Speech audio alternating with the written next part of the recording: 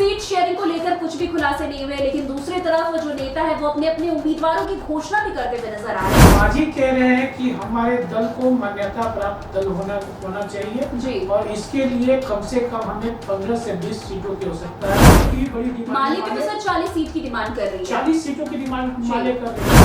देखो, seat sharing को लेकर एनडीए हो या महागठबंधन, दोनों के भीतर प्रेशर पॉलिटिक्स हो रही है। बस कितना परेशानी तेजस्वी खास करके राजद के लिए खड़ा कर सकता है विधानसभा चुनाव? 50 सीटें देने की कोशिश कांग्रेस को की जा रही है, लेकिन कांग्रेस जो है वो 60 से कम पर मांगने को, क्योंकि एनडीए का जहां तक सवाल है उसमें लगभग सीट शेयरिंग क्लियर है।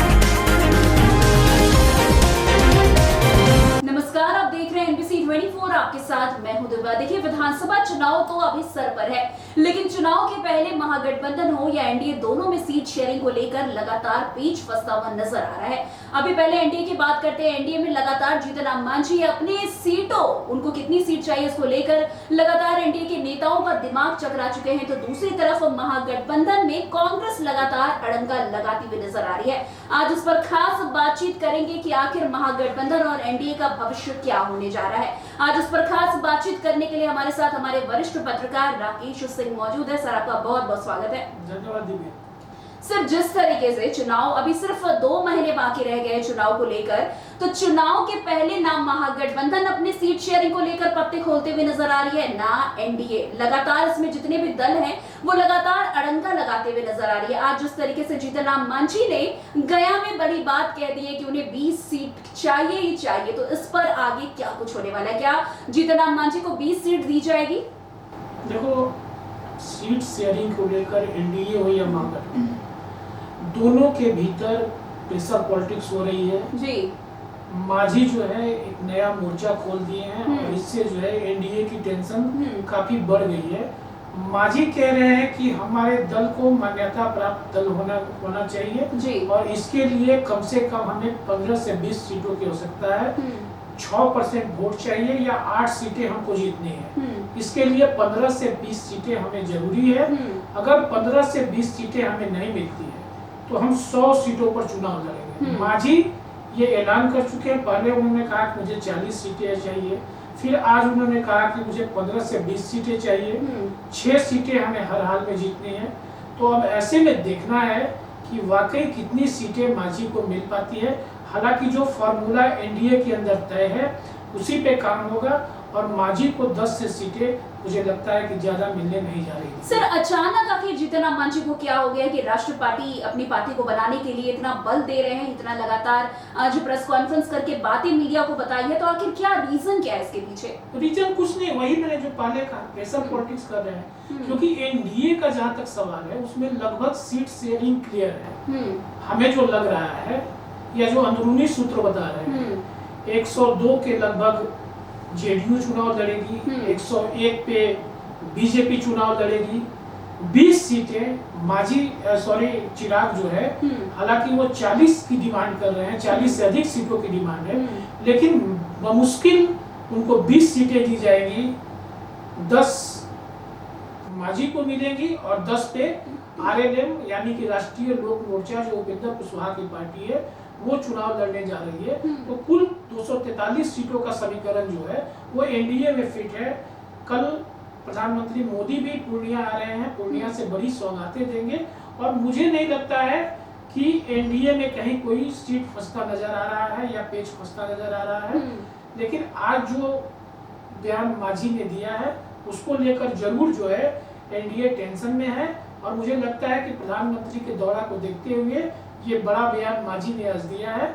इससे एनडीए को कहीं ना कहीं थोड़ी असहजता की स्थिति से गुजरना पड़ रहा है। सर, कहीं ना कहीं आपने बोला कि एनडीए में कहीं पे पेच सीट को लेकर के फंसता हुआ नजर नहीं आ रहा है, लेकिन सर अभी तक सीट शेयरिंग को लेकर कुछ भी खुलासे नहीं हुए, लेकिन दूसरी तरफ जो नेता है वो अपने अपने उम्मीदवारों की घोषणा भी करते हुए नजर आ रहे हैं। लगातार ये बातें की जा रही है कि वहां से वो चुनाव लड़ेंगे, वहां से वो चुनाव लड़ेंगे। जब सीट शेयरिंग की बात ही नहीं हो पा रही है तो फिर उम्मीदवारों की घोषणा कैसे हो रही है? मैंने पहले कहा दिव्या कि अंदरूनी तौर पे सब कुछ फाइनल है, समय आने पे इसका ऐलान हो जाएगा।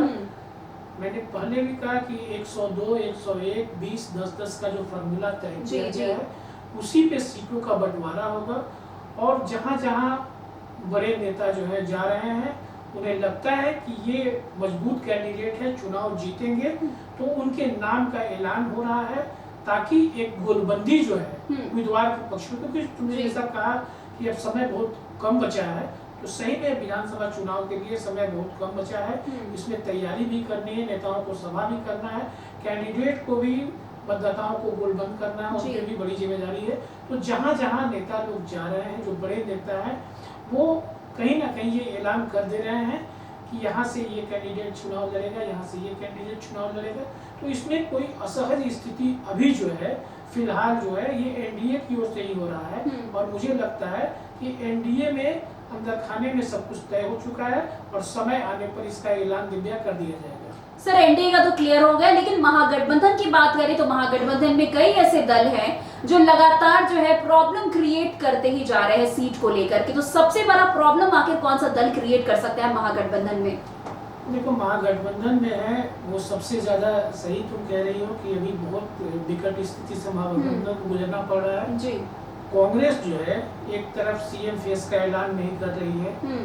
आज कांग्रेस ने बड़ा ऐलान कर दिया कि साझा कार्यक्रम तय कीजिए, कांग्रेस आरजेडी को अपनी सीटें छोड़नी पड़ेंगी, उसके बाद हम भी सीट छोड़ने को तैयार हैं। 50 सीटें देने की कोशिश कांग्रेस को की जा रही है, लेकिन कांग्रेस जो है वो 60 से कम पर मानने को तैयार नहीं है।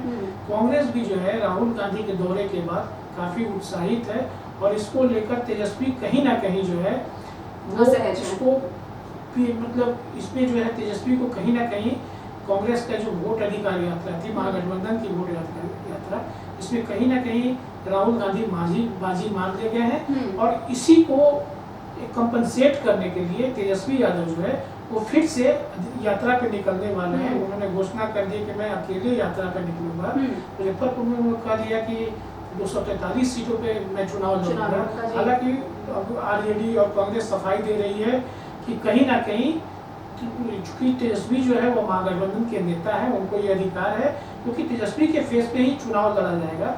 तो अब कांग्रेस और आरजेडी ये कह रही है कि तेजस्वी का ये कहना जायज है, क्योंकि उन्हीं के फेस पे चुनाव लड़ा जाएगा। लेकिन आज जो है कांग्रेस ने बहुत बड़ी बात कह दी है दिव्या। कांग्रेस ने कहा है कि 144 पे आपने चुनाव लड़ा था, कम से कम 20 सीटें से आपको छोड़नी पड़ेगी, उसके बाद न्यूनतम साझा कार्यक्रम जो तय होगा उसके आधार पे जो है वो सीएम फेस का ऐलान किया जाएगा। सर, कांग्रेस कितना परेशानी तेजस्वी खास करके राजद के लिए खड़ा कर सकता है विधानसभा चुनाव में, क्योंकि लगातार सीटों को लेकर बवाल देखने को मिल रहा है। कांग्रेस बार बार अड़ंगा लगा रही है, चाहे वो महागठबंधन के सीएम फेस की बात हो या सीट शेयरिंग को लेकर बात हो। 70 सीटों की कांग्रेस को डिमांड है, लेकिन कहीं ना कहीं कट कर 60 सीटें पर भी वो आने को तैयार है। तो क्या लगता है अगर ये 60 सीटें भी कांग्रेस को नहीं दी जाती है तो तेजस्वी यादव की पार्टी यानी कि राजद कितना प्रॉब्लम उनको हो सकता है चुनाव में? देखो, कहीं ना कहीं कंपनसेट तो करना ही पड़ेगा जी, क्योंकि दो नए दल जो है वो महागठबंधन में शामिल हुए हैं जी। एक रालोसपा है और एक झामुमो है, झारखंड मुक्ति मोर्चा।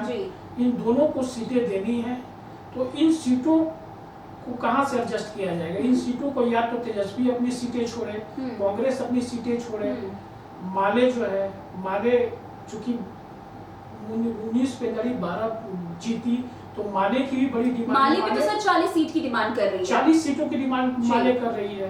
तो ऐसे में कांग्रेस का कहना है कि आप अपनी 20 सीटें छोड़िए, मैं अपनी 10 सीटें छोड़ता हूं।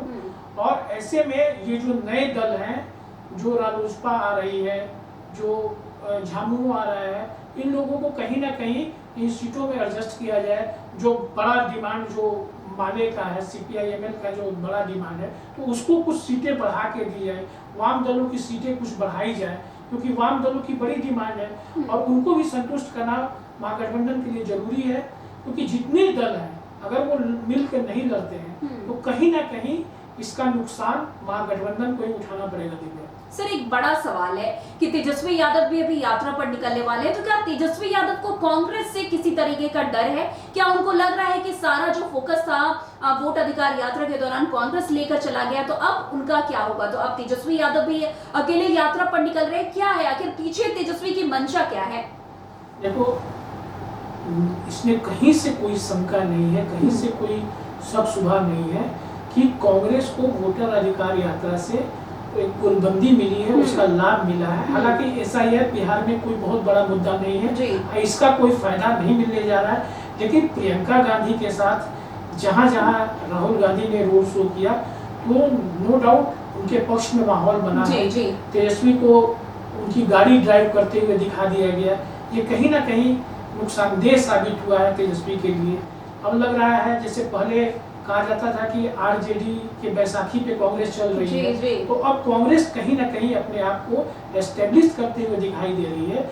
और मुझे लगता है कि इसी की भरपाई के लिए एक बार फिर से जो है तेजस्वी यादव यात्रा पे निकल रहे हैं और अकेले यात्रा पे निकल रहे हैं। कई जगहों पे जाएंगे, वो सभाएं करेंगे, तो 50-55 सीटों पे उनको सभाएं करनी है। और कहीं ना कहीं जो है वो जो ये जो उसकी नुकसान हुआ है वोट अधिकार यात्रा के दौरान आरजेडी को कहीं ना कहीं जो नुकसान उठाना पड़ा है, उसकी भरपाई जो है वो तेजस्वी यादव इस यात्रा के माध्यम से करना चाह रहे हैं। बहुत बहुत शुक्रिया सर हमारे साथ जुड़ने के लिए। तो आपने सुना किस तरीके से सीट शेयरिंग को लेकर महागठबंधन हो या एनडीए, दोनों में जो है दल जितने इधर एनडीए में जीतन राम मांझी तो दूसरी तरफ महागठबंधन में कांग्रेस लगातार जो है अड़ंगा लगाती हुई नजर आ रही है। अभी तेजस्वी यादव यात्रा पर निकल रहे हैं क्योंकि तेजस्वी यादव को ये कहीं ना कहीं डर है कि कांग्रेस वोट अधिकार यात्रा में अपनी तरफ पूरी जनता को आकर्षित कर चुकी है, तो अब उनका होगा क्या। कहीं ना कहीं तेजस्वी यादव भी कांग्रेस से डरे और सहमे हुए नजर आ रहे हैं, तो दूसरी तरफ एनडीए में जीतन राम मांझी भी 20 सीट की डिमांड करते हुए नजर आ रहे हैं। अब इन दोनों की डिमांड किस तरीके से पूरी करते हैं वहां के नेता, ये देखना काफी दिलचस्प होगा। तो आज के इस स्पेशल चर्चा में इतना ही। अन्य खबरों में हमारे साथ ऐसे आगे बने रहे और देखते रहे, तब तक एनबीसी 24।